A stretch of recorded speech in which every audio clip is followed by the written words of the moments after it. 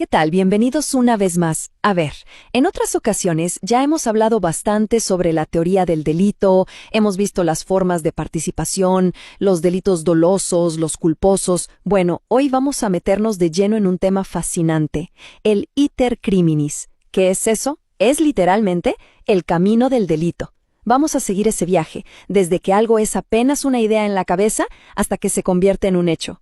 Y todo claro, visto desde nuestro Código Penal. Ok, este va a ser nuestro recorrido de hoy. Primero vamos a ver qué es exactamente eso del camino del delito. Luego nos metemos en la fase interna y la preparación, o sea, de la mente al plan.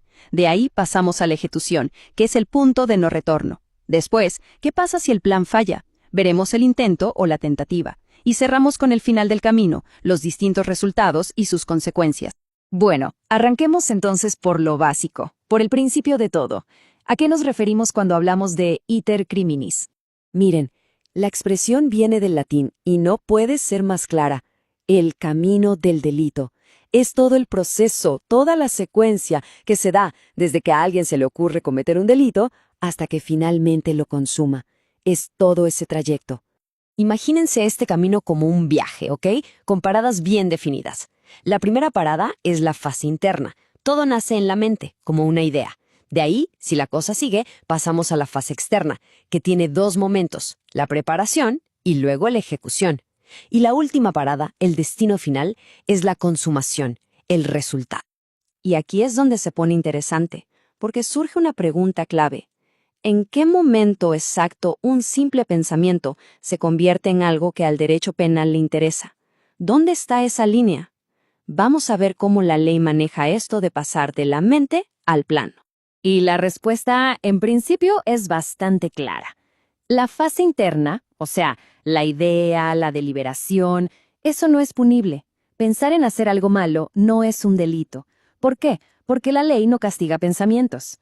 El derecho penal recién entra en juego cuando esa idea sale de la cabeza y empieza a materializarse en el mundo exterior.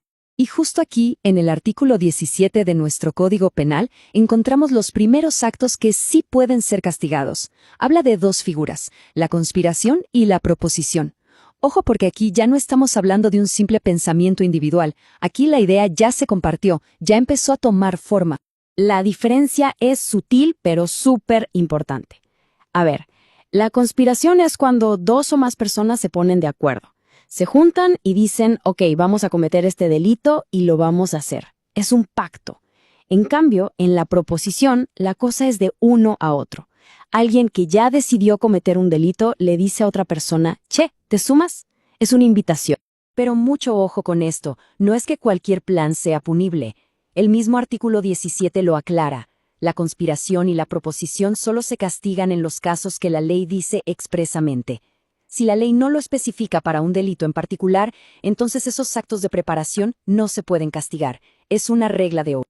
Listo, dejamos atrás la fase de las ideas y los planes. Y ahora sí, entramos en la ejecución. Este es, como quien dice, el punto de no retorno. Aquí ya se empieza a actuar. ¿Y cuándo se completa el viaje? El artículo 13 nos da la respuesta. El delito está consumado cuando se cumplen toditos los elementos que lo describen en la ley, ni más ni menos. Cuando el hecho encaja perfectamente con la descripción legal del delito. Ahí se llegó al destino. Pero, claro, no siempre se llega al destino. A veces el plan falla. ¿Qué pasa cuando el camino se corta a la mitad? Bueno, para eso el Código Penal tiene una figura clave, la tentativa. El artículo 14 lo define así.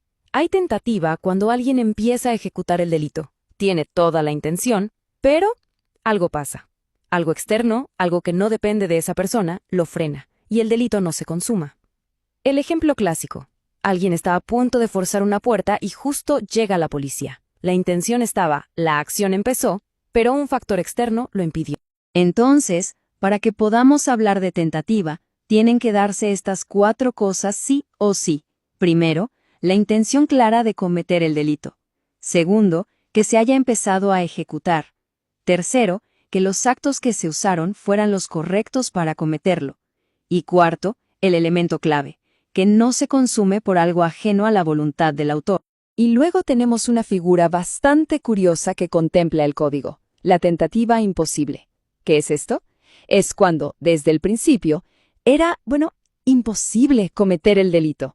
Imagínense tratar de envenenar a alguien con azúcar creyendo que es veneno, o intentar matar a alguien que, sin que el autor lo sepa, ya estaba muerto. El crimen nunca podría haberse consumado.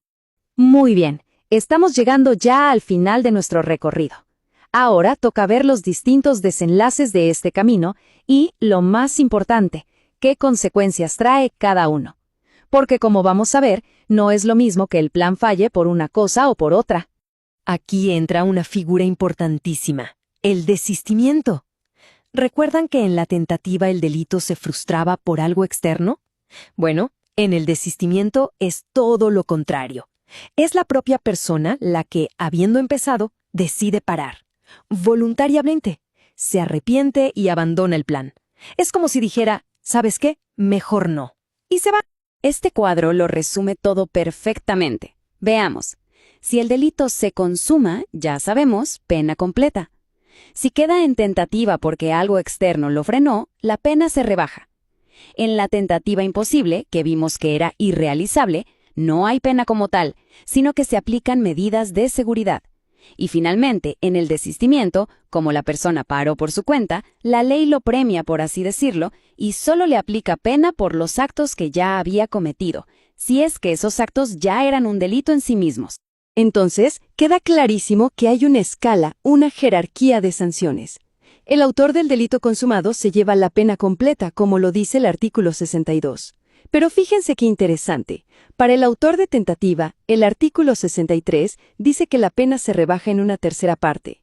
Y para el cómplice de la tentativa, se rebaja en 2/3 partes. La ley reconoce que, al final, el resultado dañoso no se produjo. Y aquí está la idea central de todo esto. El iter criminis nos enseña que para el derecho penal no solo importa a dónde se llegó, sino todo el camino que se recorrió. Cada etapa, desde la simple idea hasta la ejecución, es analizada para medir con precisión cuál es la verdadera responsabilidad penal. Y bueno, cerramos con esto para que quede resonando. Entender el camino del delito es, en el fondo, entender esa línea finísima, casi invisible, que separa una idea de un acto que la ley debe castigar. Y la pregunta que nos queda es esa: ¿en qué punto exacto una intención se convierte en una acción criminal?